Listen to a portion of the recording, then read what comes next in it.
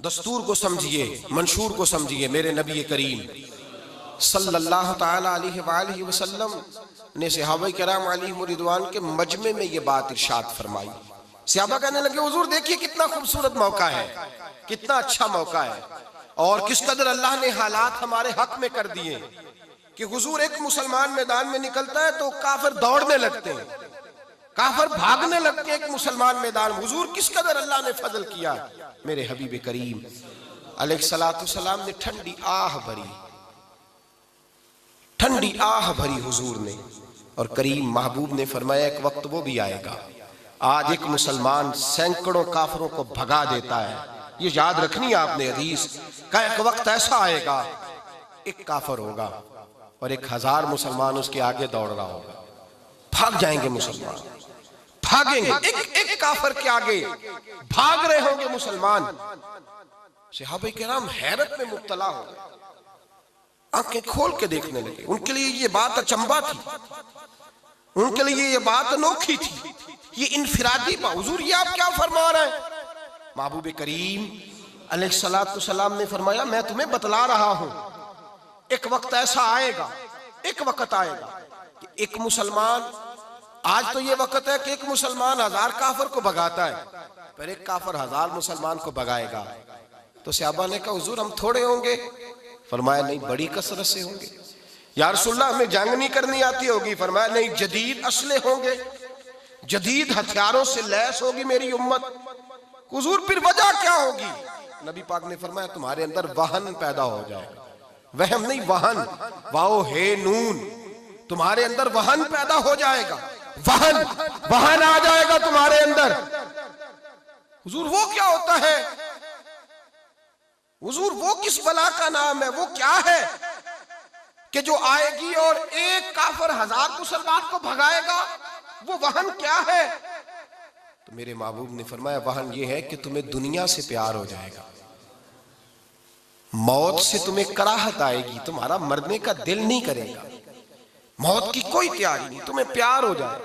मेरे हबीब करीम अलैहिस्सलाम ने फरमाया, कुछ लोग ऐसे होते हैं, उम्र बढ़ती जाती है तो उनकी माल की और शोहरत की हवस भी बढ़ती जाती है, और कितने सख्त लफ्ज हुजूर ने बयान फरमाए।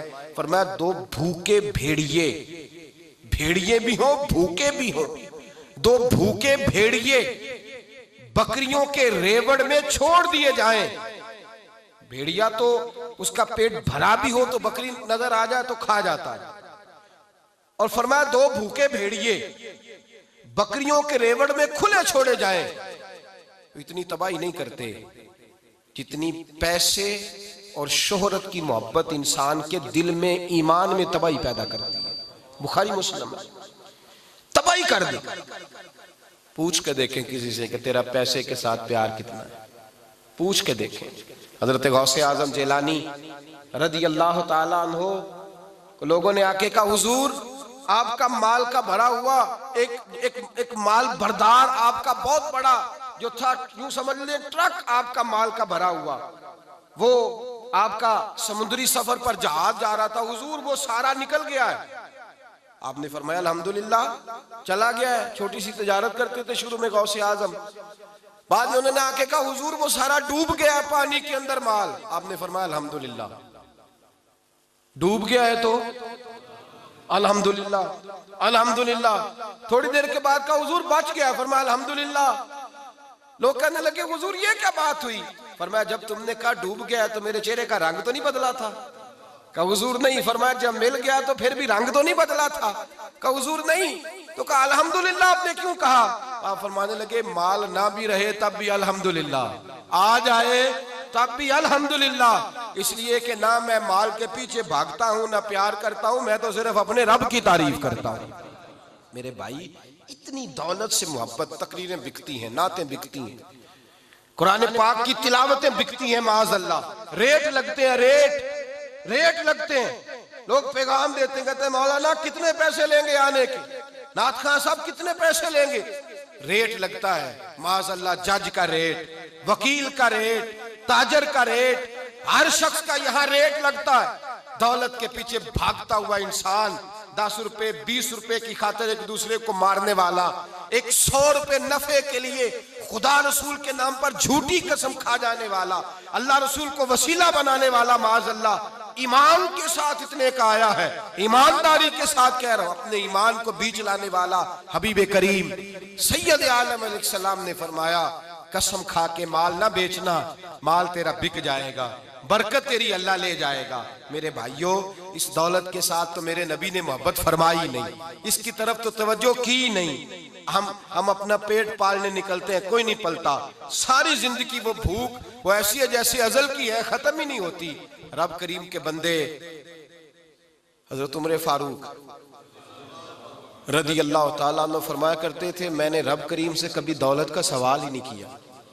फरमाते मैंने कभी, जाग रहे हैं आप हजरात, पक्की बात है, कहते मैंने कभी ये भी नहीं कहा कि अल्लाह जरूरत के दे दे, ये भी नहीं कहा, पर मैं इसलिए कि मेरे रब मेरे हाल से बाखबर है, उसने मेरी रोजी का वादा फरमाया है, ये सवाल मुझे उससे करने की जरूरत, अल्लाह से मांगा ही नहीं, कभी पैसे का सवाल ही नहीं किया, कभी बात ही नहीं की। सुने, हजरत उमर फारूक के बेटे हैं अब्दुल्ला इब्ने उमर, उनके बेटे हैं सालिम बिन अब्दुल्ला।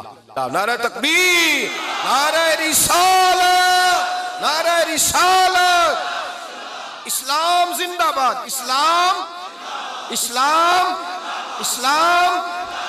सुने और गौर करें, मेरे हबीब करीम सल्लल्लाहु अलैहि वसल्लम के गुलाम हजरत उमर फारूक के पोते जनाब सैयदना सालिम बिन अब्दुल्ला बिन उमर, पोते हजरत उमर फारूक के, आप गए हज करने, उमरा करने, तो तवाफ काबा कर रहे थे, तवाफ काबा कर रहे थे, तो हशाम बिन अब्दुल मलक गवर्नर था मक्के का, मिलने आ गया, उसको पता था कि ये आए हैं हजरत, तो मैं को खिदमत करूंगा, जैसे तरीका होता है। हजरत सालिम बिन अब्दुल्ला तवाफ काबा कर रहे थे, तो बादशाह साहब आगे खड़े हो गए, काबे के दरवाजे के सामने आप खड़े, कहने लगा हुजूर मैं कोई खिदमत करना चाहता था, कोई खिदमत करा लें। तो आप फरमाने लगे तू बड़ा बेवकूफ है, अल्लाह के घर के सामने खड़े होके भी मैं दुनियादारों से मांगू, अल्लाह के घर के सामने खड़े होके भी दुनियादारों से मांगू, चल दौड़ जा, ये पता नहीं कहां खड़ा है। कहने लगा हुजूर मैं बाहर खड़ा होता हूं, आप फारिग होके आ जाए। हज़रत सालिम इब्न अब्दुल्ला रदी अल्लाह ताला अन्हु तवाफ मुकम्मल किया, हरम काबा से बाहर निकले, मस्जिदुल हराम से बाहर गए, सामने बादशाह खड़ा था।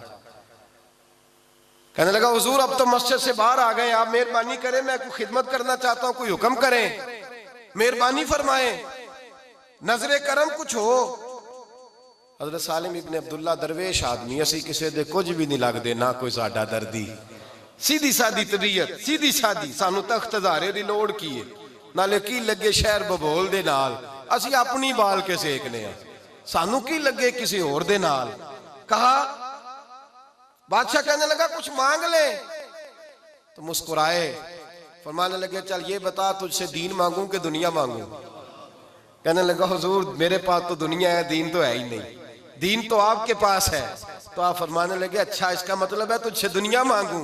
कहने लगा हुजूर हाँ। आंखें झुकी, उनमें आंसू आए, फरमाने लगे ओ बेवकूफ, दुनिया तो मैंने कभी उससे नहीं मांगी जिसने दुनिया बनाई है, मैंने उससे कभी दुनिया नहीं मांगी जिसने बनाई है। उसने कहा हुजूर क्या करें, उठे खड़े हुए, फरमाने लगे मुझे जानते हो मैं कौन हूं? कहा हुजूर आप कौन है?